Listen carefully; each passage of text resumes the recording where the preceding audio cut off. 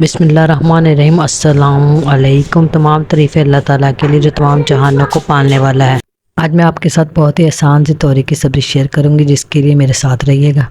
अगर आपको मेरी वीडियो अच्छी लगती है तो प्लीज़ मेरी वीडियो को लाइक करें।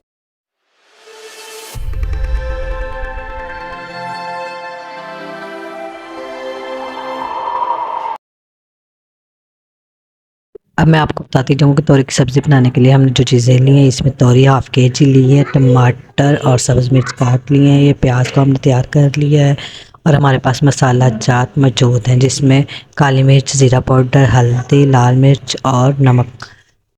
एक देगची लेके उसमें घी गर्म होने के लिए रख दिया। इसमें प्याज डाल के इसको हल्का सा सौते करेंगे।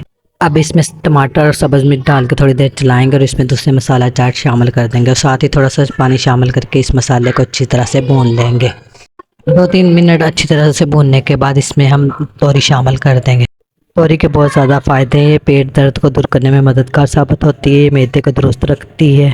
तोरी की सब्ज़ी का एक फ़ायदा ये भी है कि ये ख़ारिश में फ़ायदा देती है।